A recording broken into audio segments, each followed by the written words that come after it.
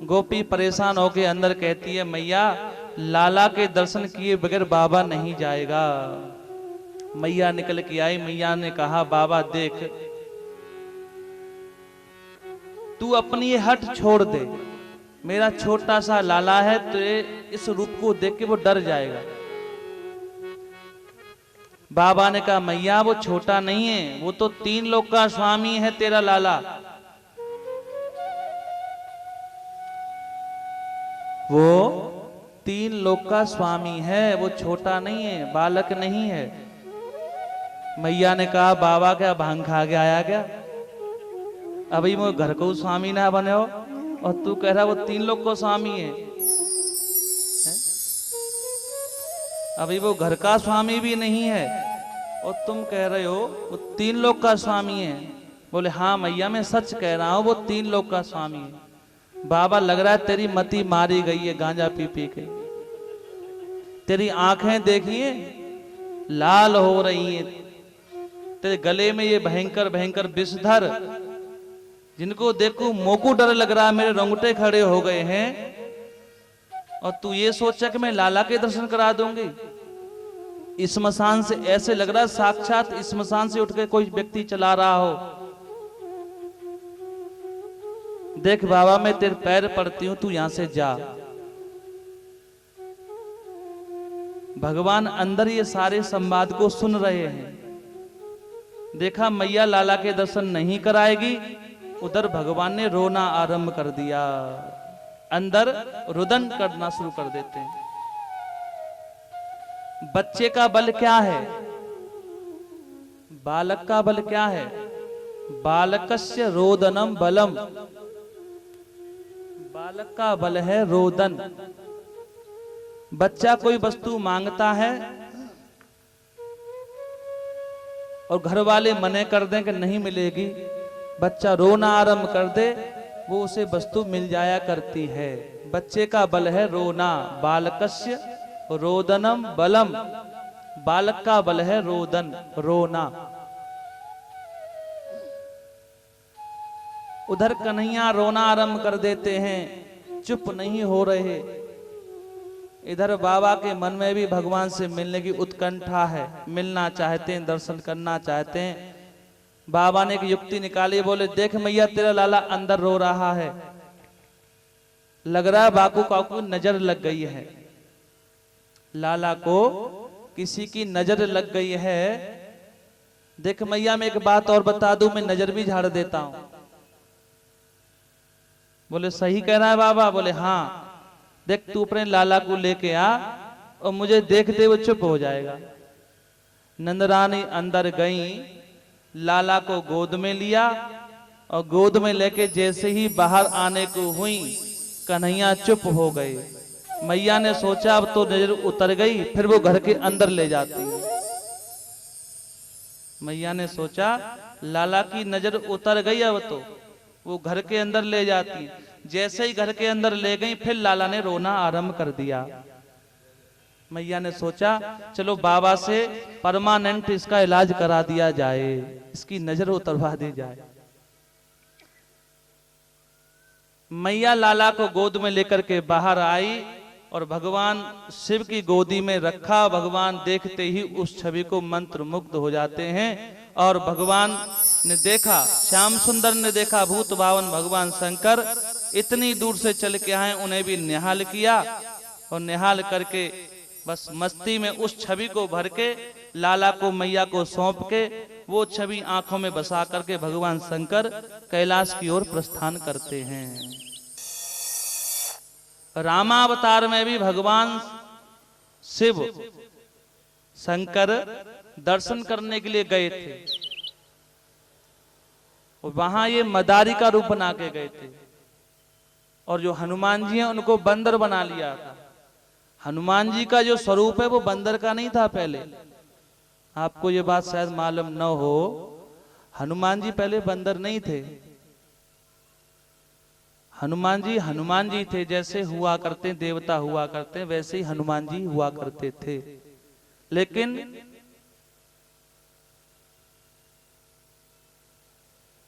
रुद्र देह तज, ठीक है ना, नेह बस, रुद्र देह तज नेह बस, बानर भय हनुमान। हनुमान जी केवल प्रेम के वशीभूत होकर के लीला करने के लिए, छोटे बच्चों को बंदरों का खेल ज्यादा अच्छा लगता है, इसलिए हनुमान जी शंकर जी का ही अवतार है। 11 में रुद्र कहे जाते हैं।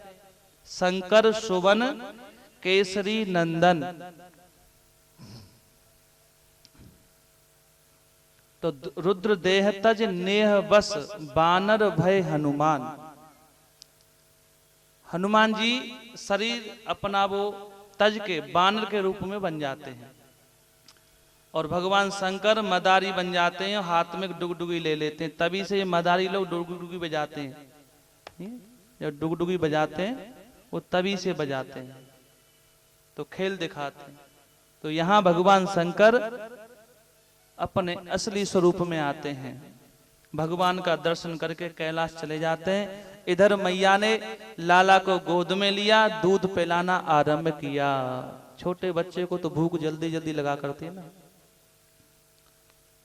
दूध पिलाया। उधर कंस का निजी सचिव तृणावर्त वो पिलान करके गोकुल आना चाहता है। गोकुल आ गया है। मैया की गोद में भगवान बैठे हैं, दूध पी रहे हैं। भगवान ने अपना वजन इतना बढ़ा लिया कि मैया ने परेशान होकर के उस बच्चे को नीचे उतार दिया। भगवान जानते हैं, सर्व अंतर्यामी है, कि तृणावत नाम का दैत्य आ रहा है। मैया के सहत उड़ाएगा तो ठीक नहीं। मैया ने लाला को नीचे उतार दिया। तृणावत आया, ऐसे घूम घूम करके हवा का बवंडर बन के भगवान को ऊपर ले गया, उड़ा ले गया, आकाश में ले जाता है। इतनी धूल हो गई महाराज, एक दूसरे के चेहरे पहचान में नहीं आते थे। घरों में लोगों के ऊपर बालुका इतनी जम चुकी थी, ये पहचान में नहीं आता था ये हमारे ही कोई सगे संबंधी हैं या कोई बाहर से आया हुआ है, कौन है, कहां से आया है। धूली से सारे लोगों के चेहरे इतने ढक चुके थे। उधर तृणावत भगवान को बवंडर के रूप में उठा करके ऊपर ले जाता है। भगवान ने कस के उसका गला दबाया, उसका दम घुटने लगा। कस के गला दबाया, दम घुटने लगा। विचलित होकर के वो पृथ्वी पर गिर पड़ा। उसका उद्धार किया। देवता पुष्प वर्षा के बाजे बजाने लगे, जय जयकार करने लगे। बोलिए बाल कृष्ण भगवान की जय हो। हमारे जीवन में ऐसे उत्पात आते रहते हैं। कभी कभी ये होता है कि जब हम भजन कर रहे होते हैं, कुछ संकट आया, कुछ आने वाला होता है, तो हम भजन को छोड़ देते हैं। भगवान के मंदिर में बैठे हैं तो भगवान के मंदिर से बाहर निकल जाया करते हैं, और हम स्वयं ही उस कार्य को निपटने के लिए, उस कार्य को सही करने के लिए हम बाहर निकल पड़ते हैं। देखो, भगवान के भजन को मत छोड़ो। भगवान को छोड़ दोगे, भगवान के भजन को छोड़ दोगे तो ऐसे संकट आते रहेंगे। सारे लोग कन्हैया को सकुशल पाकर के चर्चा करते हैं। छोटा सा बालक जब से गोकुल में आया है, कोई न कोई ऐसा कौतूहल हो रहा है। समझ में नहीं आता इस गोकुल पर कौन सी आपदा विपदा आ गई है। जब देखो कोई न कोई यहाँ आता ही रहता है। सभी विचार करते हैं, मंगल कामना करते हैं, उत्सव आदि मनाते हैं। इस तरह से लीलाएं, विभिन्न प्रकार की भगवान लीलाएं करते हैं। लीला करते करते एक दिन क्या हुआ, घूमते घूमते गोकुल में गर्गाचार्य ऋषि आ जाते हैं। गर्गाचार्य ऋषि यदुवंशियों के पुरोहित हैं, नंद बाबा से भेंट हुई। नंद बाबा ने उनका सत्कार किया, मानो साक्षात भगवान ही यहां आ गए हों। हम कहा करते हैं जब भगवान की कृपा हम पर होनी होती है तो सबसे पहले संत मिला करते हैं। आप लोग कथा सुनते आ रहे हैं, अगर ध्यान से कथा सुनी हो तो प्रत्येक प्रसंग में लगभग संतों का आगमन हुआ, संतों ने ही उनका दुख निवृत्त किया, संतों ने ही मार्ग बताया। संतों की बातों पर विश्वास होना चाहिए। संत ही हमें धर्म का मार्ग बताते हैं। यहां गर्गाचार्य ऋषि का आगमन देख करके सुन करके नंद बाबा ने उनका आदर सत्कार किया, मानो साक्षात भगवान ही यहां विराजमान हो गए हो। पूजन किया। नंद जी ने प्रार्थना की, महाराज गुरुदेव इन बालकों का आप नामकरण संस्कार कर दीजिए। गर्गाचार्य ऋषि ने कहा कि देखो मैं लोक में विदित हूं कि मैं यदुवंश का ही पुरोहित हूं, और अगर मैं यहां नामकरण करूंगा तो कंस का विचार सही नहीं है, वो समझ जाएगा और कोई न कोई यहां पर बवंडर खड़ा करेगा, इसलिए आप विचार करो। वसुदेव जी कहते हैं, शिव नंद बाबा कहते हैं, गुरुदेव मैं भी समझता हूं, हम भी नहीं चाहते कि कोई जाने, आप ऐसा करो एकांत में हमारे बच्चों का आप नामकरण संस्कार कर दीजिए। गौशाला में ले जाकर के स्वस्ति वाचन पढ़ के नामकरण संस्कार की विधि प्रारंभ की जाती है।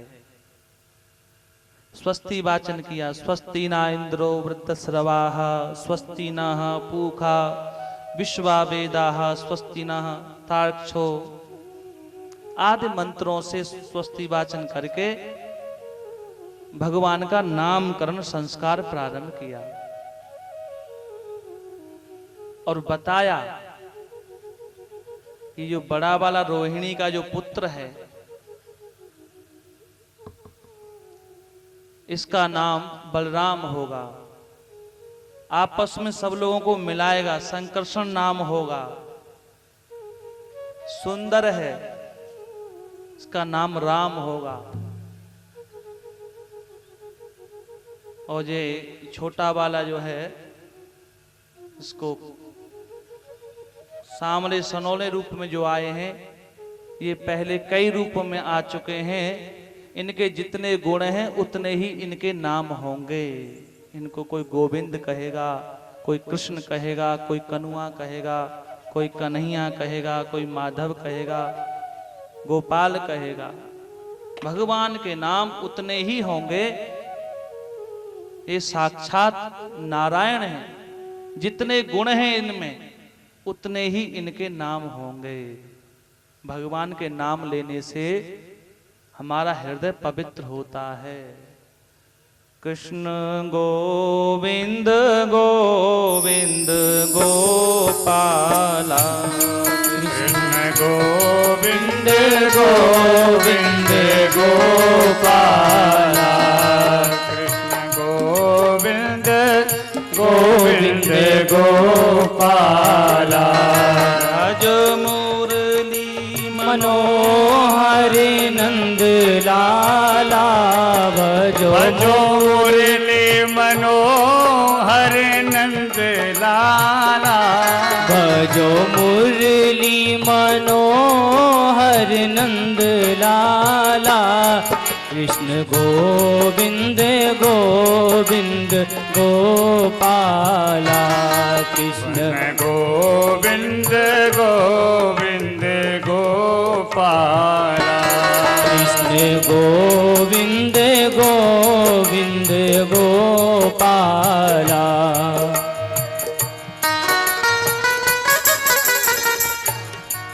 भगवान के नाम मंगलमय हुआ करते हैं।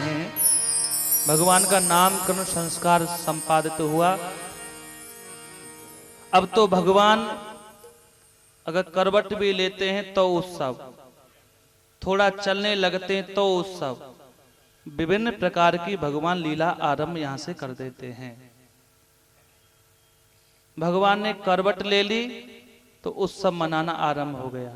अब लगता है कि भगवान बड़े हो रहे हैं।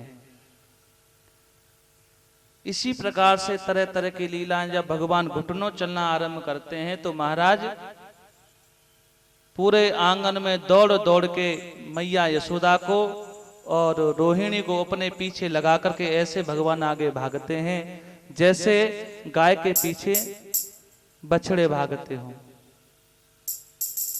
यहां तक कि महाराज भगवान श्री कृष्ण बाल लीला करते हैं तो इतने छोटे हैं कि कोई व्यक्ति जा रहा है तो उसे अपनी मैया समझ के उसके पीछे पीछे चल देते हैं, और जब वो व्यक्ति पीछे मुड़ के देखता है